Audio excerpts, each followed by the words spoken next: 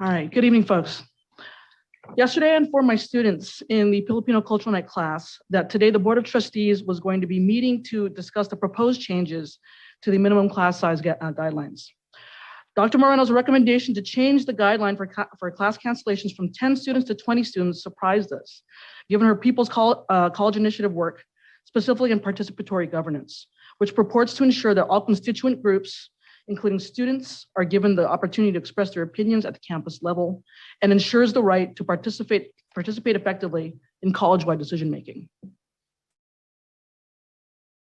This recommendation would directly affect next year's Filipino Cultural Night students because the first course in the sequence, English 103, is script writing. This is usually a small class, often with less than 10 students enrolled. However, were the revised guidelines to be approved, English 103 would most likely be canceled for fall 2023. Without English 103, there would be no script, and without a script, there would be no production class in spring 2024. These courses, English 103 and 104, are unique to Skyline College in that they are models for all colleges nationwide and statewide that have PCN and for those who are willing to establish PCNs at their institutions. More importantly, we are the only known institution that awards course credit for the countless hours of labor that the students put into this production. Should these classes be canceled, there would be no 19th annual Filipino Culture Night at Skyline College to celebrate Filipino culture and heritage, no PCN to teach the students and their families about the Filipino-American experience, and no PCN to allow students to build a strong sense of pride in their communities with no funds for the Friends of Kababayan scholarships. Another issue at stake would be enrollment for students in our learning communities. Recruitment for learning communities like Kababayan and Cypher is needed through the summer months and into the first few weeks of classes. As many of us know who work in these learning communities, the trends tend to be that the students who need the support of the cohort model most are the ones who register last. If the courses these students needed are canceled before they even have the chance to enroll, how can we achieve our campus goal as stated in the PCI to create an anti-racist and equitable culture? With this in mind, the PCN students sent out a survey yesterday asking members of the community if they believe classes with a minimum of 10 students should be allowed to continue to operate. They received 76 responses, which came not only from the Kababayan Learning Community and Filipinx student unions and its members and leaders, but also representatives from the Outreach Campus Ambassadors, Active Minds Club, Cypher, Phi Theta Kappa, Associated Students of Skyline College and Cañada College, Honors Club, a former student trustee, the Myanmar Student Union, Women Mentoring Leadership Academy, Katipunan Learning Community at College of San Mateo, as well as Skyline College and Middle College alumni. Thank you for your comments. Next, we have Christian Bebing, Trinity Velasco Frias, and Robert Lee. Good evening. Last night, 15 KLC students met with Dr. Liza Opero via Zoom to specifically discuss the impact these revised guidelines will also have on their next PCN. However, throughout the course of the conversation, they also ended up discussing how these revised guidelines will have quite a detrimental effect on not only on KLC, but on our entire campus community as a whole. Before you take action, we ask that you hear our voices and our concern and acknowledge our rights as students. We ask that you allow Skyline College to uphold this vision statement to inspire a global and diverse community of learners to achieve intellectual, cultural, social, economic, and personal fulfillment. We ask that you let us continue to take our courses at Skyline College without having class size indicate and jeopardize our future in higher education.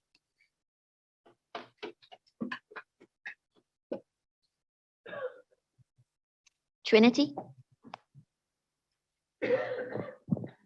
Hello and good evening, Board of Trustees, Interim Chancellor Moreno, and SMCCCD staff and faculty. My name is Trinity Velasco Frias, and I am a current student at Skyline College. Before coming to Skyline, I was enrolled in a performing arts conservatory located in Hollywood, California, because for the longest time, I loved to act. But attending that school took a huge toll on me and my mental health. I had no preparation whatsoever for college or even a private college. I felt lost and alone, and many traumas from my past were coming back to haunt me in a time where I had no support system.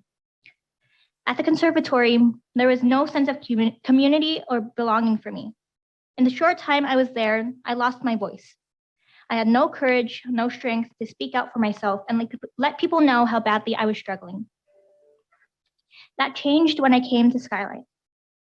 It may have been virtual, but there was help and aid offered in every corner. In the spring of 2021, I was invited to sit in on English 104, taught by Skyline's very own Dr. Liza Urpello. After that, my academic career took a turn for the better. I had originally started at Skyline with the intention of attending classes and graduating. I did not want to engage in any extracurricular activities whatsoever.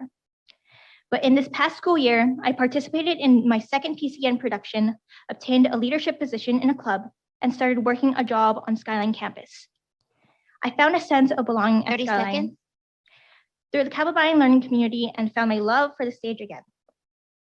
After being able to regain my voice, it is in danger of being taken away once more. The classes that are in danger are mostly ethnic study classes. And what I've learned recently is that a majority of Skyline students transfer to SF State. And what is SF State famous for? Ethnic studies. And this year, I was given the opportunity to apply as a peer mentor in a program called the ARC Initiative. This program was supposed to help Asian, Native American, and Pacific Islander community members. Thank you very much. Next, we have Robert Lee. After Robert, Malathi Iyengar, Jamari Geronimo, and David Eck. Good evening. My name is Robert Lee. I've been teaching at Kenyatta for 18 years in the Department of Sociology. I'm here because I am concerned, alarmed about the minimum class size requirements. To give you a sense of where I'm coming from, and as somebody who thinks about institutions, I'd like to use a metaphor and imagine that this district is an organism. And if we're an organism, you guys are the brains, the trustees, the chancellor. And if you're the brains, the cells that make up this body, the basic building blocks of life are the face-to-face classes where teachers and students meet and interact on campus. I'm here today because returning to a 20 student minimum will erode face-to-face classes. At Kenyatta, we're down to 40% of courses that are face-to-face, a figure that has been precipitously dropping ever since I was hired since 2005, 2006. How much lower are we gonna let this go? 30%, 20%, 10%? If that would happen, it would devastate our institution. The cells would be dead, and a different kind of institution would emerge, one that most of us would not want to work in. 30 seconds. I'm not alone in these beliefs. What faculty know is that when students and faculty bond in the classroom, they are changed. We call these strong ties sociologically: trust, encouragement, and mutuality. And these students that build strong ties, you can't build them online. They become our leaders. They return to campus and stay connected. They're energized, they're committed to learning. Please keep us at 10, make it a permanent feature. It's the heart and soul of our institution, and it's slowly disappearing right before our eyes. Thank you very much. Kathleen McClung is here, and you named her card earlier, but she is here. I'll take Malathi, please. Thank you. Malathi, please. Thank you. Good evening. My name is Malathi Iyengar, and I'm an associate professor of ethnic studies at CSM. Why allow an ethnic studies course that only has 15 students enrolled to continue? Why not just cancel that course and suggest that the students should enroll in a different course, say one that already has 30 students enrolled with a class cap of 45? Well, one thing I'd ask you to consider is intellectual depth.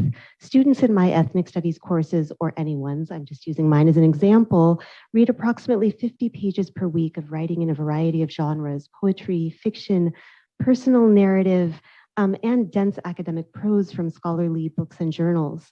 This type of textual engagement is not the same thing as just reading the instructions for how to complete a task or skimming a textbook to find the answers to a set of cut and dried questions. Instead, students have to grapple with complicated concepts, think abstractly, while also confronting information and ideas that may be ideologically challenging and also hit home on a deeply emotional level.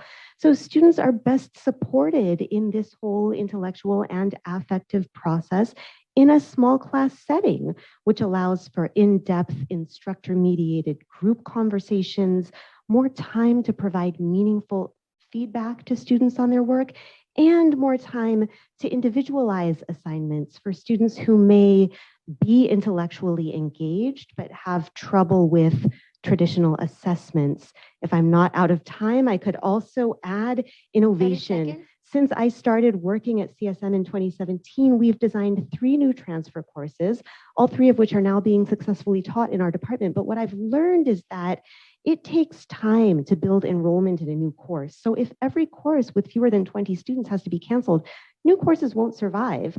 The curriculum will never be updated. Our students will be stuck in an endless rut of doing the same courses that were designed decades ago because those are the course numbers that are familiar, and so they get more enrollment. And if I still have another minute or 30 seconds, shoot. Thank you. Thank you for your comment. Jamari Geronimo, please. Jamari Geronimo. Oh, can Kathleen come back? Because you read her name a while back. I understand. Thank you, Catherine. David Eck.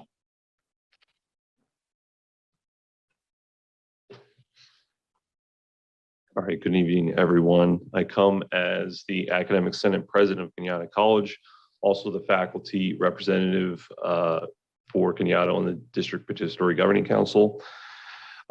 Just to hit on, to start with one point mentioned previously, when building a class schedule, trust and reliability are essential for our students.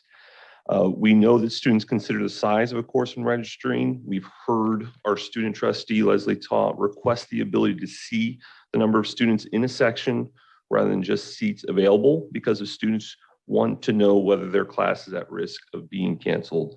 In our next registration system, Banner 9 will provide this functionality to students. For students who were enrolled in a class that is canceled, we should subsequently expect these students to try to avoid the smallest enrolled sections without even having heard of this board policy or any class minimum number. The 2 ways to reduce this pressure is to communicate a lower class minimum number to students and to minimize the number of sections that are canceled each semester. A lower class minimum is essential to both of these goals. The guidelines mentioned in the proposed policy should primarily target how deans and faculty build a class schedule, not how to cancel classes. Vice Chancellor McBean's November 2022 Board of Trustees presentation on class minimums showed that from fall 2018 to spring 2020, the cost of running courses with between 10 and 20 students would have ranged from $200,000 to $360,000 per semester. If deans and faculty continue to build the schedule responsibly, then we should expect costs to remain reasonable. This benefits a wide array of students and programs. And one thing that I'll end on, a lower class minimum supports teaching and learning innovation. Class cancellations just force us into asynchronous courses. Thank you.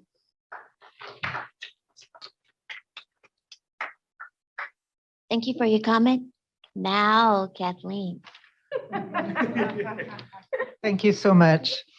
My name is Kathleen McClung, and I teach in the English department at Skyline College. Last month, I was among a group of colleagues honored for our 25 years of service to the district. Interim Chancellor Moreno presented each of us with this beautiful golden apple to symbolize our dedication and commitment as community college educators. It was a very proud moment for us all. I'm here tonight to speak on the need to maintain the current minimum class size of 10 students. After teaching online exclusively during the pandemic, I joyfully returned to teaching in person on the Skyline campus in January of 2022. Every one of my in-person literature and writing classes since then have had between 10 and 20 students, and some of the most meaningful teaching of my career has taken place. Most recently, I gave a final exam on Monday night this week to my English 110 class, which had 10 students enrolled at the end of the semester. As they turned in their final, each person thanked me and told me how much they enjoyed and learned from our class together. And I encouraged each of them to continue moving forward with their education. All research shows that small classes facilitate learning most effectively and that retention rates are highest there. My students and I cherished the face-to-face community we built together in our class on Monday nights on the second floor of Skyline's Building 8. It's crucial that teaching and learning continue to thrive both in person and online 30 seconds. as we all recover from the effects of the pandemic and as people struggle to move forward with their education, their careers, and their lives. To provide opportunities as widely and flexibly as possible, we must preserve rather than cancel small classes. Where the deepest learning happens and the most lasting connections are made. I urge you, Board of Trustees, to maintain the current policy of a 10-student class size minimum. Thank you so much.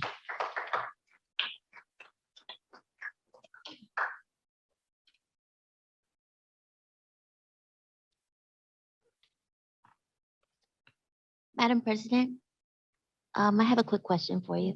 Yes, please. There are 4 individuals that have spoken earlier. Would it be okay if I get the individuals on Zoom before them? Yes, to why don't you do allow that? Because the those on we have about 6 minutes left or so. And so let's go to some folks on Zoom who we haven't heard their voices yet tonight. Thank you. Thank you. The first individual on Zoom, Lori Slickton. Lori Slickton. Thank you. Good evening. I'm Lori Slickton, anthropology faculty at Skyline College and a member of the for the Academic Senate for California Community Colleges Legislation and Advocacy Committee. The SCCC Legislation Advocacy Committee is very concerned about the precipitous drop in enrollment statewide. At last count, enrollment is down by over 500,000 students in California. If we discount dual enrollment students, the number is even greater. The SMCCD should be doing everything in its power to attract, retain students for all modalities, in-person, online, hybrid. As the president of Skyline College, then President Moreno was the first administrator in our district to boldly return to on-campus courses. # we're back. Despite the COVID pandemic and aggressive Delta and Omicron variants, in-person classes resumed. Reflecting uncertainty of the time, in-person enrollments were scant, course offerings were pared down, followed by last-minute class cancellations. Our course offerings were about as unpredictable as the COVID pandemic. We need to cultivate and sustain the trust of our students. They need to be able to rely upon us to navigate challenging times. We need to maintain the class minimum at 10 for our continuing students and those students we hope to attract this fall. Our diverse community requires inclusion and access to a quality education. Thank you for your time.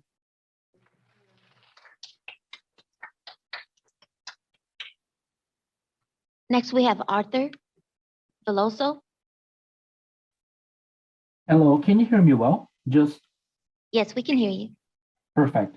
So I just would like to give my opinion about that policy. I think that this policy needs to be analyzed very carefully because I don't see any good by a student perspective by making the cancellation of classes easier. The impact of this policy can affect documented and undocumented and American citizen students of all the district.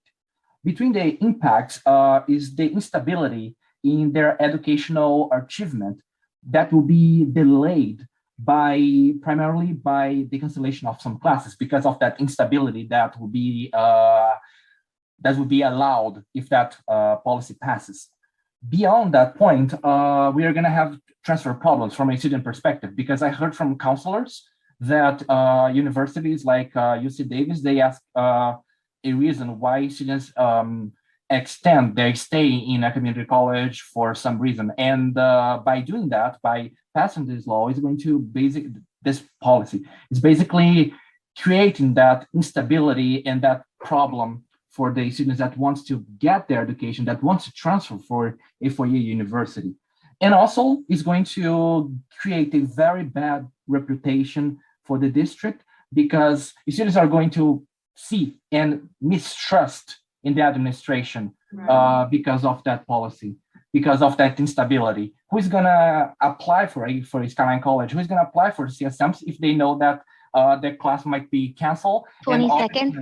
And all the plans that they have done for the entire semester are going to be reduced to atoms. So I ask you all to think very critically, very carefully, because that policy is going to impact every single student.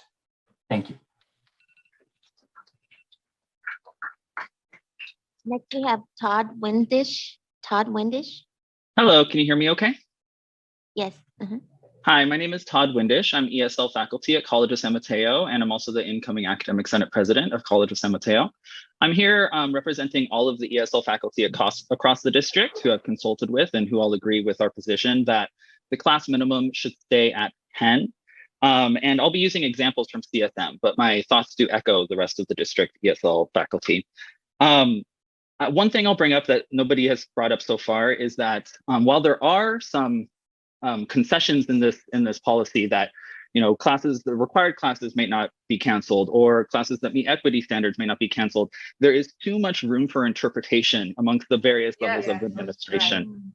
And in our experience, we in ESL saw a huge drop in enrollment between the years of 2018 and 2021. We lost about 62% of our enrollment due to political issues and the COVID pandemic. We met with our equity committee, we met with our VPI, we met with our dean. We sought promises to keep these classes on the schedule, particularly our level 2 classes, which is the lowest level of class that we offer at CSM. And we saw that these classes were repeatedly being canceled and not offered. In fact, in fall 2019 and fall 2020, we offered 0 level 2 classes, which means that these students had no opportunities. They had nowhere else to go. If a class is canceled in that level, there is no other option. English language is a skill that is built upon itself. You can't send students to a higher level. You can't send students to a lower level. So these students were left with nowhere to go. And they were returning to the next semester with their class being canceled again. We lost these students' trust, and it started to affect enrollment in our higher levels as well, since these students were not being promoted. The only thing that saved our program was the MOU that allowed for our dean to feel confident in allowing classes with the size 10 to run. Since that time, we have seen enrollment increase. 30 seconds. We're one of the few departments that have seen our enrollments increase, and we finally have a strong level 2 program that's building. We're still at only about 13 students per class, but it's growing, and we're seeing our above levels increase as well. We're seeing a strong cohort of students that are working together, supporting each other. And I just want to remind the board that if our district is really committed to equity, this is a huge equity issue. Especially with our lower level ESL students, 40% of those students are low income students, in addition to being English language learners. And I'll just stop there. Thank you so much. Thank you. Maybe one more. Yeah, let's hear from one more. Thank you. The last comment will be from Lee Miller. Hi, I teach political science at College of San Mateo. I'm full-time faculty there, and the lowering the class size, the minimum to raising it to 20 from 10, I think is going to be problematical in terms of filling classes that have some sort of face-to-face component. In political science at CSM, during the current semester, we only had one section that had a face-to-face component, either completely synchronous or a hybrid that actually exceeded 20 students. So we don't have any trouble filling the asynchronous classes, but you see a whole lot fewer students on campus taking political science. So from my own experience, last semester I was teaching hybrid classes that each met once a week. One met on a Monday, one met on a Thursday, and both of them had about a dozen students each. The hope was when the dean offered me just one section that was hybrid this semester that met once a week rather than two different ones that met twice a week, that we'd have twice as many students in that class and it would exceed 20 students, but ended up with one section that met once a week that had a dozen students, just like last semester. So it seems like student preferences have changed, and 30 I guess seconds. the district needs to consider whether you want to have face-to-face classes, because a higher requirement will decimate the face-to-face classes. Thank you.